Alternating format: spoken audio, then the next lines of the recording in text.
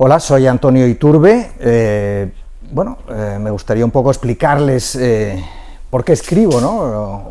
Si es que acaso soy capaz de saberlo, ¿no? Uno al final no sabe exactamente por qué escribe. En mi caso, al menos, es una especie de pulsión, ¿no? Es algo que surge de dentro, ¿no? Y así fue desde siempre. Yo me recuerdo en el colegio, cuando volvíamos de las vacaciones de Semana Santa o de Navidad, que el maestro o la maestra decía redacción, y todos mis compañeros echaban manos a la cabeza, qué horror, qué rollo. A mí me encantaba hacer la redacción. De hecho, estaba tanto rato haciendo la redacción que llegaba la hora del patio y yo seguía allí pesadísimo haciendo mi redacción de folios y folios y páginas, ¿no? Y seguía en casa y escribía, ¿no? Sin un propósito, ¿no? Un poco como los niños, como cuando eres niño y corres, ¿no? Corres y corres, ¿no? No corres para llegar a ningún sitio, ¿no? Corres por el placer de correr, ¿no? Y yo escribía y escribía. Y bueno, así fue hasta el punto de que el momento en que dices, bueno, ¿qué estudio, qué no estudio? Me decidí por el periodismo, porque me pareció que era una carrera afín al mundo de la escritura, ¿no? Escribir en los periódicos, y así ha sido, ¿no? Aunque la escritura periodística es un tanto distinta de la literaria, yo creo que el periodismo me ha ayudado a mantener la mano caliente, ¿no? De escribir todos los días, ¿no? Incluso escribir con urgencia, con rapidez, con velocidad, ¿no? Pim pam, sin pensártelo mucho, ¿no? Y creo que ese es un gran entrenamiento. Valle Inclán decía que escribir para los periódicos avillana el estilo, ¿no? Yo no lo creo, yo creo que se hace también un gran periodismo literario, ¿no? Y hay piezas maravillosas y la crónica es un género que está en esa frontera entre la información, la literatura, fabuloso. Y yo, durante esos años estudié periodismo, terminé la carrera, fui trabajando en las revistas que buenamente fueron saliendo, y tuve la suerte, ¿no? de aterrizar en una editorial que hacía la revista de cine Fotogramas y que se les ocurrió hacer el proyecto de una revista de libros que se iba a llamar ¿Qué leer? Yo desde el primer momento me pedí plaza en ¿Qué leer?, aunque me decían que era una locura, porque una revista de libros en España era algo ruinoso, iba a durar 3 números, ¿no? Pero bueno, yo insistí tozudamente porque a mí lo que siempre me habían gustado eran los libros, ¿no? Y así fue como empecé en el año 1996 en la revista ¿Qué leer?, desde su primer número. Empecé como redactor jefe de un redactor, tenía una monoredacción, después ya fueron 2, y aquella revista que iba a durar 3 meses, la verdad es que acabó durando 20 años, ¿no? Yo estuve allí muchos años en la revista ¿Qué leer?. Finalmente, era una revista que lo que pretendía era hablar de los libros, pero de una forma un poquito más cómplice, quitarles aquella gravedad, ¿no? Aquella confusión que hay entre la seriedad y el aburrimiento.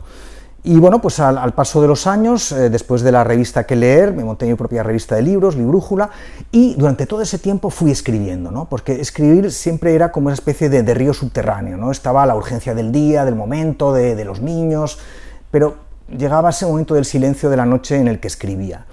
Y así fueron surgiendo la primera novela, que apareció en el año 2004, se tituló Rectos torcidos, que era una novela de humor, protagonizada por un pícaro de la Barceloneta, que pretendía ganarse la vida, hacerse rico, vendiendo rollos de papel higiénico con los grandes clásicos de la literatura.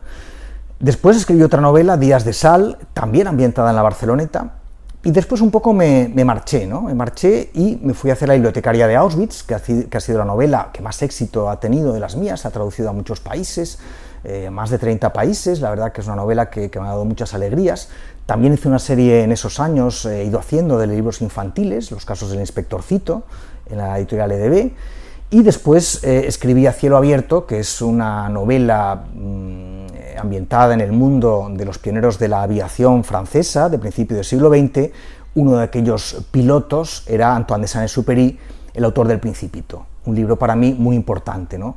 Si echo la vista atrás, ¿no?, en esa primera cuestión de por qué escribo, ¿no?, hubo un momento, creo que era sexto de educación, de aquello que era la educación general básica, ¿no?, de la educación primaria actual, en el que llegó, en aquel cambio radical que hubo de profesores, ¿no?, después de la muerte de Franco, se desaparecieron aquellos profesores del bigotito estrecho y la mala leche ancha, y aparecieron unos profesores muy progres, muy melenudos, muy barbudos, y apareció una profesora con un bolso de flecos, y de allí sacó un ejemplar del Principito.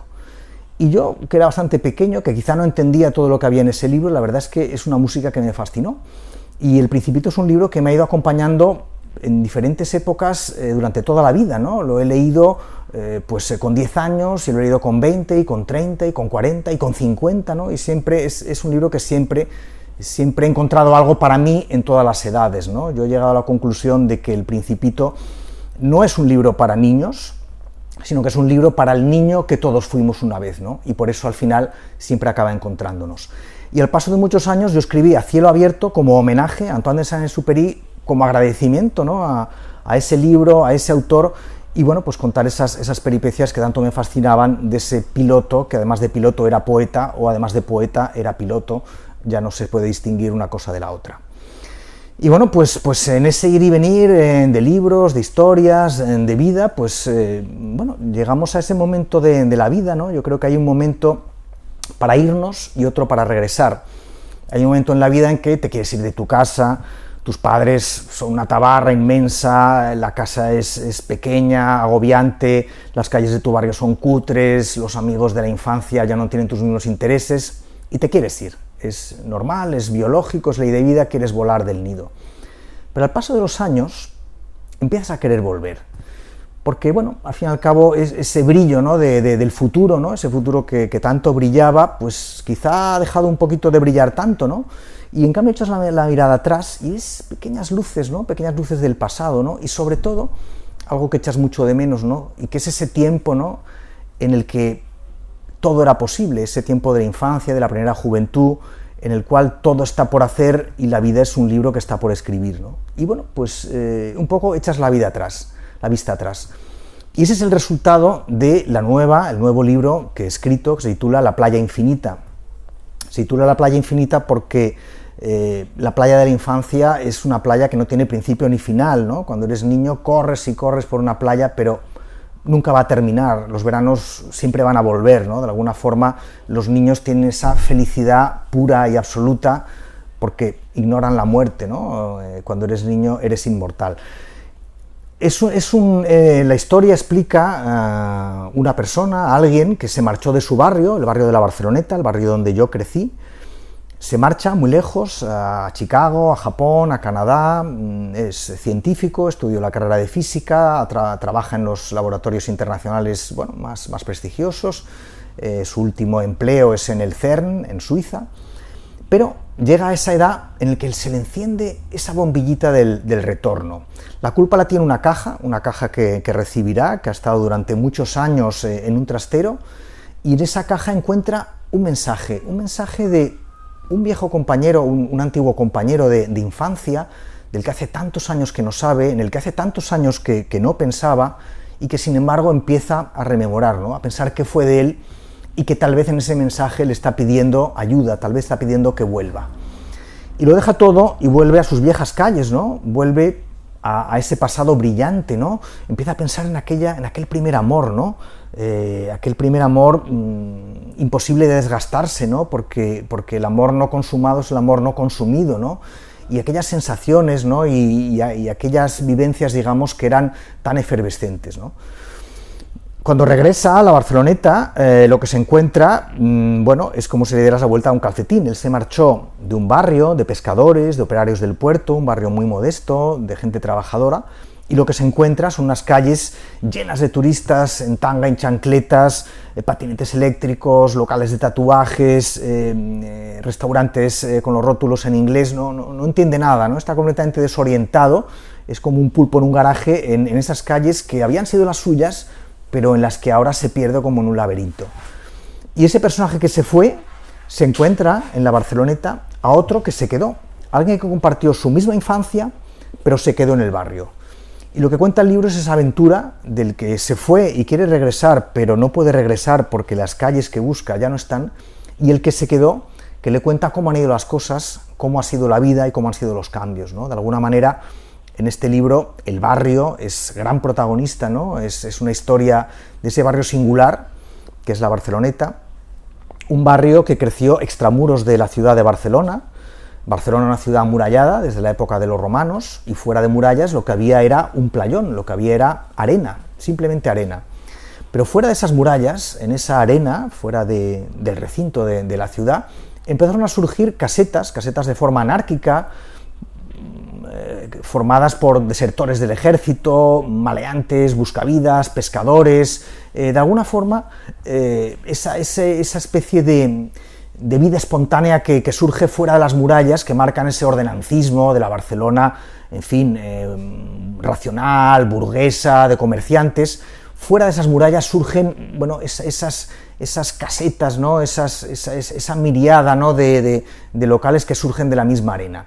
Hay un momento en que Barcelona quiere ordenar todo eso, y en el siglo XVIII, bueno, pues el gobernador militar decide que hay que acabar con ese lugar de descontrol y de maleantes, y manda a los ingenieros militares a que derriben todas esas barracas que se han formado en la línea de mar, y creen un barrio hecho con escuadra y cartabón, ese barrio rectilíneo de la Barceloneta, con esas calles estrechas, ¿no? hechas con regla.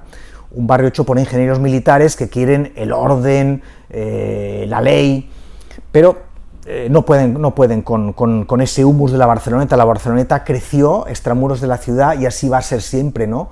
Ese humus de anarquía, de espontaneidad, de libertad, siempre va a permanecer en ese barrio tan característico que de alguna forma siempre ve Barcelona de lejos, ¿no? En la Barceloneta, cuando llega una autoridad preguntando, allí nadie ha visto nada, nadie ha oído nada, ¿no? La Barceloneta tiene su propia ley, sus propios códigos, ¿no?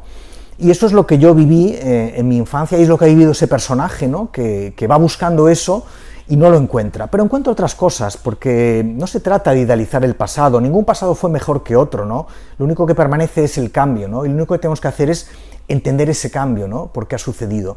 Y veremos a ese personaje, pues, buscar a ese amigo, buscar a ese primer amor de infancia, no saber lo que buscar, perderse en el barrio, tal vez encontrarse y de alguna manera, bueno, pues volver de alguna forma a esa infancia imposible, pero en la que al final sí que podemos volver de una cierta manera, ¿no? Podemos volver cerrando los ojos y mirando al fondo de nosotros mismos, ¿no? Porque el niño, ese niño que llevamos dentro, nos acompaña siempre. Y bueno, pues les animo a leer este libro o cualquier otro, a seguir leyendo, a seguir contando historias, un poco a seguir alimentándonos de la imaginación, porque, bueno, porque es verdad que la imaginación es espejismo, pero si no hubiera esos espejismos sería imposible pasar este desierto de la vida. Así que felices espejismos y feliz lectura.